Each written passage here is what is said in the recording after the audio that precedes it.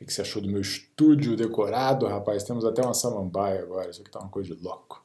A aprovação em concurso não vem aos poucos, devagarinho, você vai ficar cada vez melhor, uma prova depois da outra, aumentando seu percentual de acerto.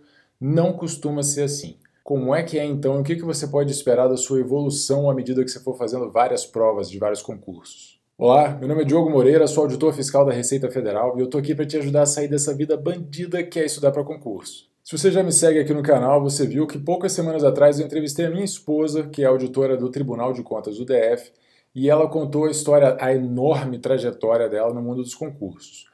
E ela contou uma coisa interessante. Ela fez 2 provas, 2 fins de semana seguidos. Ela conhecia boa parte das matérias das 2 provas, mas ela não conhecia todas as matérias de nenhuma dessas 2 provas. E ela fez uma no fim de semana, fez a outra no fim de semana seguinte. No primeiro fim de semana, ela fez uma prova do Senado e foi muito, muito mal. Mesmo assim, ela ficou chateada, arrasada, a nota dela foi muito ruim. No fim de semana seguinte, ela foi fazer a prova do Tribunal de Contas do DF. Matérias que ela tinha estudado, mas ela não tinha estudado tanto assim, nem todas assim. Ela estudou só uns 4 ou 5 meses para aquela prova e ela foi aprovada. Ela foi muito mal no fim de semana e foi aprovada no fim de semana seguinte. Por que isso acontece? A nossa tendência é achar que a gente está sempre evoluindo nos estudos. E se você não parar, se você não fizer aquelas pausas prolongadas e não procrastinar demais, isso é verdade. Você vai evoluir pouco a pouco. Aqui nesse canal e para os meus alunos do coaching, nos meus e-books, eu sempre ensino as técnicas de estudo que levam a uma evolução constante e gradual. Você vai evoluir sim dessa forma nos seus estudos. Você vai escolher diferentes assuntos para treinar, vai fazer muitas questões, vai melhorando aos poucos, vai revisar o que errou, vai fazer um caderno de erros para anotar aquilo que você está errando com frequência, vai decorar as coisas que você está errando, as coisas difíceis, e assim você vai evoluindo pouco a pouco. Sim, a tendência a cada passada pelos assuntos é aumentar o seu percentual de acerto. Mas isso não é necessariamente dessa forma quando você faz diversas provas de concurso. A grande questão é que existem inúmeros fatores que vão te levar à aprovação. São muitos fatores que vão influenciar a sua nota e a forma como você se sai numa prova. Desde a banca, por exemplo, às vezes você está estudando para uma prova da FCC, de tribunal, há muito tempo e de repente sai uma prova do CESP. Aquela banca você não conhece, a tendência é você ir um pouco pior. Ou o contrário acontece e você vai um pouco melhor. Às vezes surgem 1 ou 2 matérias novas que você não estava esperando, que saíram ali junto com o edital e não deu tempo de você se preparar bem, ou então eram matérias em que você olhou, teve pouco tempo e não tinha jeito, não pegava o jeito daquela matéria e não conseguiu ir bem nela, e era justamente uma matéria muito importante.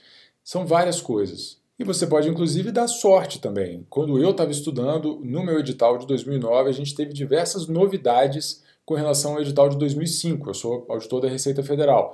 Então, eu tinha muito tempo disponível para estudar. Eu estava em casa, eu estava fazendo 7, 8 horas líquidas, eram só 2 meses e meio até a prova, e aquela quantidade de matérias novas, para mim, foi uma notícia boa. Eu tinha tempo de estudar tudo aquilo. Quem estava ralando, trabalhando, tinha só 3, 4 horas por dia para estudar, talvez não tenha tido tempo. Então, para mim, esse foi um fator de sorte. E eu dei algumas sortes ainda maiores, como, por exemplo, na minha prova matemática, raciocínio lógico e estatística eram juntas.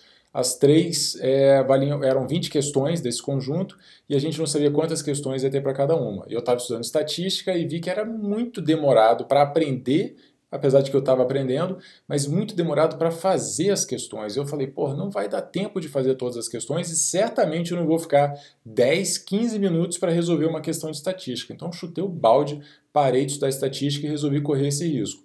No final das contas, das 20 questões, salvo engano, 5 foram de estatística, eu consegui fazer uma e tal, e tive que chutar 4.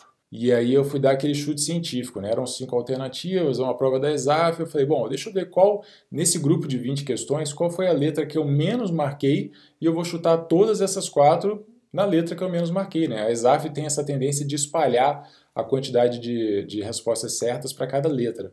Então eu fiz uma análise de quais letras que eu tinha marcado e de repente, opa, eu não marquei nenhuma letra A. Fiquei até preocupado, porque nas 16 que eu tinha feito eu não tinha marcado nenhuma letra A. E aí eu chutei essas 4 na letra A e acertei 3. 3 cujo gabarito era letra A. Agora a sorte tem que te pegar estudando, né? Vamos dar uma facilitada para ela também. Eu fui muito bem nas 16 que eu tinha marcado. Eu praticamente fechei essa prova de exatas, então Como eu não errei quase nada, ficou claro e fazia muito sentido de que eu não tinha marcado nenhuma letra A, porque não havia praticamente nenhuma letra A. Eu olhei depois e só uma que eu deveria ter marcado letra A e não marquei. Então, me ajudou o fato de que eu estudei bem as exatas, bem raciocínio lógico, matemática, etc.